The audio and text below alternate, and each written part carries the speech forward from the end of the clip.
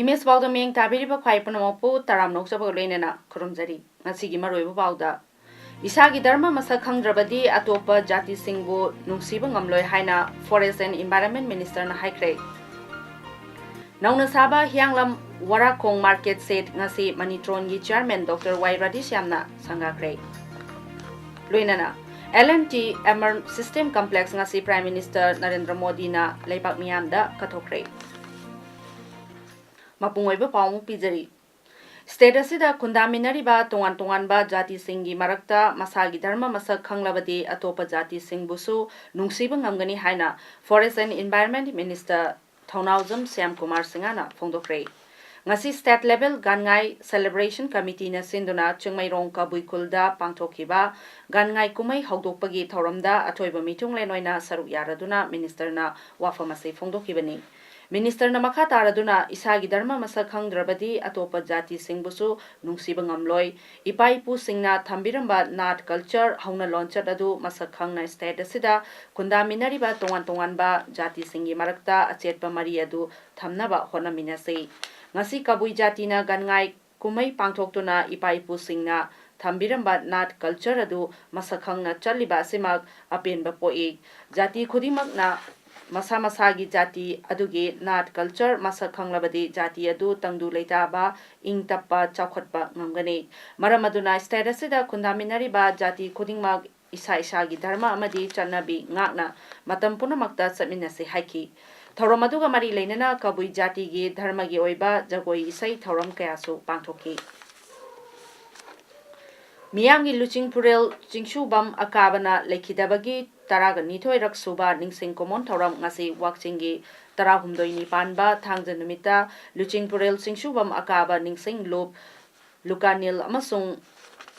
R Suisa Trasna Sinduna Chingshubam Akabagi Ningsing Kubam Wakhalai Machingda Pangthokre Thoramaduda Manipur gi Ningthau Leisemba Sanajaubana Haiki Lok Sabha da pass taukiba Citizenship Amendment Bill gi matangda awang nopok lamdam maruoina Manipur da miyamna hauriba irang asigi matangda political party singna turel mapan anida leplaga nung hunaduna leibana miyamna apenba oiroi madugi mahutta aikhoi masel amata oina punsin minaraga thengnaba mathau tai Ningthau makha tana haiki oja akaba Maithong yamba mahakna tauge haina khankiba thabak ama taudrabadi toktaba adugumba luchingba amani mangonda ikhoina hotnabada tanabada phangloidaba mayam yawba adugumba luchingba amani matawasumna ipa suisagi chingi marakta thawan michakni aduga mahak matam leiba khibikta apunba manipur amagi wakhal khankiba misakni mahakna lekhidaba matamda so mahaki pongnafamda puba yaroi ngasigi thoram pangthokliba Hongman Tangkul asida pugadabani haibirami mahakna hinglingaida aina siraba matamda aigi ikok asi tampakta adum onduna lehenbio aina tampakpu yengduna leijage haibirami maramaduna luchingba ani asina khalamba wakhalona du lauraga ngasimak lamdam asida pirakliba akanba chaitheng sapu sing asi aikhoi amata oina punsinduna thengnaminasi haina ningthauna makhatana phongdoki thoram asida ya school esigi MLA thoksom Satya Bratana Haiki, Delhi dagi mitop singna laklaga aikoigi furup asi ngalagadaba nate aikoigi furupti aikoi isana ngakchagadabani miyangi thoromgi damakta luchingba singna wa ngangbada aikoi masel lingjel manasi haina lauramlaga yum yauraga kauthokibagi thawong togumsi aduga ngasi pangtholiba oja chingshubam akaba lekhidabagi ningsing thoramasi khara henna chauna mapung fana tawhaningi Karidamakta sok pikna torom libano hain hangladuna sigumlaba miyangi khanba lamdam asigi damakta achouba thodang loramba luchingba magi thoram pangthokpa Manipur sinba thungna pangthokadabani mafam asida community hall ama sana ba thorang tawriba dusu athuba matamda thabakta onthoknaba hotnargani karigumba khudongcha daba leirabasu madu tanaraga kari no tawba yai haibadu tawgani Handakta nauna saba hianglam warakong market set ngasi maniko madi manitron gi chairman su oiriba Dr. Radishyam yumnamna athoiba mitung oiduna sangakre ngasi hianglam warakong market complex ta pangthokiba kaithel sangabagi thauram aduda hianglam warakong chawkhat khongthang nupi marupki president ilangbam sakhidevi thauram mapu aduga hianglam jira parisat ki member e ranjana hianglam jila parisat ki pradhan e santibala amadi asa Warakonggi President E. Birena Akhanaba Mithung Singh Oiki. Haukiba January Nipalda Bill pass Taukiba Citizenship Amendment Bill asi awang nongpok Bharatda Chanaba Yaroi. Bill asina karigumba che changamata paidrabaso India da chahi taruk leiraklaba Bangladesh, Pakistan amadi Afghanistan gi Hindu singsu Jain Singh, Christian Singh, Sikh Singh aduga Buddhist amasong Parsi Singh da India gi citizenship pibagi ayaba piriba ase awang nongpok Bharatadi mathong huktaba Citizenship Amendment Bill ni haina sikona thadorokpa cherol amada hairakli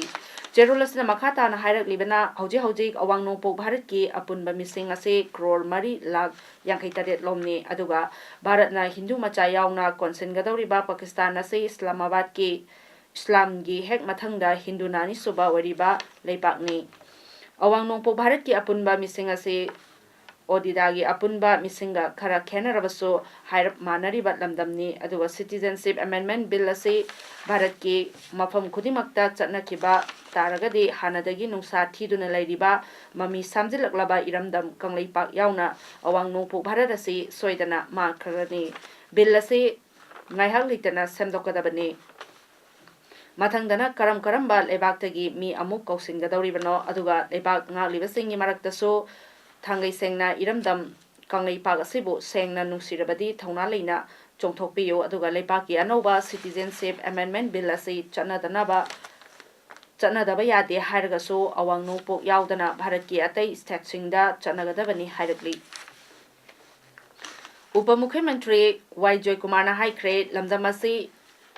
Private tambagi chanabi culture ama oirakle adubu school gi classroom da oja singna takbi tambirakpa adu yumda ningthina nainarabadi yamna fai wafam asinga se Imphal East ke pangai Hautal da leiriba R.K. Sanatombi Devi Vidyalaya gi Silver Jubilee gi thoramda athoiba mithung oikiba Upamukhyamantri na phongdokibani mahana makha taraduna institution asina nupi macha mahiroi kaya quality education purakpada yamna chawba thodang lauri society asida naha oiriba mahiroi singna quality education gi wakhalon leiraba matamda chakhotpa society ama purakpa ngamgani mahi tamba khaktana yade culture sports mathautai masina curriculum activities ase school life ta yamna maru oi haiki tungda Upamukhyamantri na art amasong craft exhibition hangdoki 2 weeks training course of basics of news reporting ase loisinkhre State Institute of Journalism Directorate of Information and Public Relations Government of Manipur na sinduna Kha Manipur College Kaksingi Fitness Center da thasigi taretagi chatharkhiba course ase loisinbagi thoramda college asigi principal P Raghu Singh amadi Y Raju Singh head HOD commerce anina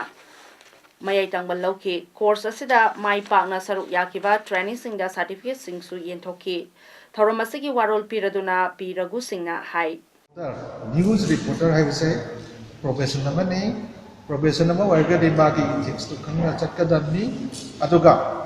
madugi accountability mabu yaba samaj ni yaba manu pesi adu mission handicraft ki khud sa hairaba artist singna karamna khudong chaba logodagi haibasigi matangda nomagi oiba awareness program ama community development and welfare organization na sinduna singjamai mayangbam lekai da pangthokre thoromaduda DC handicraft ki official amana phongdorkhibada artisan card karamna logodage amadi mari leinaba ministry dagi financial assistance yauna atai khudong chaba sing adu karamna logodabage haibasigi matangda awareness program ase pangthokpani handicraft ki artisan singna self help group semduna ministry dagi makhada piriba scheme sing upgradation tauba amadi matamga chuna ba khut sa haibagi pothok sing puthoktuna makoi gi summit loan fagadhan ba haibase organization asigi pandamni haiki Chayol taruk chatharakpa technology based EDP on Food Processing Kakchingda Loisinkhre Manipur Science and Technology Council Mastek Imphal na sinduna Practicing Junior High School Diet Kakchingda pangthokkiba training amada trainee taraga taret na mai pakna saru yakhi aduga loisinbagi thoram aduda Dr. L. Dinachandra Singh Senior Scientific Officer na athoiba mitong M. Ibomcha Singh Deputy Inspector of School Kakching na thoromapu aduga M. Tonjau Singh Food Technologies na akhanaba mitung oina saru training asida saru yakiba training singda certificate yenthokpa training singna puthokpa processed food sing display tawbana mapung fa thauram aduda best trainee ahum khangatladuna mana pikhi Haksel Mantri L. Jayanta na haikre Manipur gi indigenous food ama oiriba singju asi hakchangda kanaba mana masing yamna yauri Singju sem sariba singna ningthina semdok chamthoktrabadi mahik matai yaurabadi hakchangda henna sokhaningani wafam asi Imphal West ki sangaitel da pangthokliba numit taruni chathagadaba singju festival gi thoramgi athoiba mitungi warolda mantrina phongdokhibani mantrina makha taraduna festival asi karamba department ka mari leinari tourism art and culture health natragana food Safety Department ka mari leinana pangthok libra hainasu Haksel Mantrina phongdokpaga loinana department sing ase department oibana budget yamna lei aduga karamba department mari leine haiba thidokpa phai Singju festival asigi manungda pangthok liba thoram kaya ase uraga festival ase tourism art and culture amadi health department ka mari leinaba oibana festival ase lengakna masak khangna pangthokpa tarabadi karamba department ka khusam naraga pangthokadage haibadu festival organizing committee ga amuktang phaminaraga khaminasi haiki IGAR South ki makhada Technopal Battalion gi kuntaruk suba sector Assam Rifles na thibu humbagi thabak sathabada lupa crore kaya gi drug fare Assam Rifles na faraba crore kaya gi drug sing adudi WY tablet lising taragani toy heroin gram maudrag taruk amade brown sugar kg ama dasmek taruk mari mari hariba sing ase khudengdabi check posta gari da haptuna purakpadagi fagat pangangkibani hari drug puthok pusin tawre haiba akangnaba paw mu phangbadagi Technopal Battalion gi team amana Maruti Brezza gari ama Silongdagi more tamna lakpagi lambida khudengdabi da check posta khamlaga check tawbada hariba polam sing adu phagatpa ngamkibani hari gari adugi driver ase Sanapati district ki Kangpokpi dagi ni hari aduga mahana drug sing ase pui haiba du masana yajakre Singjamai Mayingbam Laikai da leiba Rims ki Dr. Salam Nongthon gi yumda sakhangdaba singna nongmai kapsil lambagi mayokta ngasi wakat mi famduna yaningdaba phongdokre ngasi Laikai adumakta da pangthokhiba wakat mi famda saru yakhibi Singjamai Mayingbam Laikai Mairapai gi secretary Sarungbam Ongbi Vigenti Devina thasigi tara tareki numidang pung taruk minitara rom chatpada Dr. Nongthon gi yumda nongmai kapsil lamba duga mari leinana paumi singda phongdorakhibada Asoiba aranba leiramlabasu amuktang chumthokminabagi tanja adu piduna nakal anida wari sanaduna yasinaba purakpiyo aduga mi yamna kungna leiba yumlakta nongmai kapsillambagi thaudo adu makhatana chathabigano miyamgi seba tawraba Dr. S Nongthonna aranba taromlabasu chumthoknabagi matam pibiyo haiki wakanmi phamaduda yumlakta nongmai kapsinba yaningde ain ngaklibasingna micham maikhoibo ngak senbiyo hingbada akiba phawon bigano aduga yumlakta nongmai kapsil lambadu condemn chawi haibana chingba warol sing iba placard sing sizinaki Thawal district ki Khangabok assembly constituency ki manung chana leiba ward number 13/4 gi lomi singda ngasi farmer registration card sing yenthokre Khangabok part 1 gram panchayat ki ward number 13/4 gi member L Latari Debina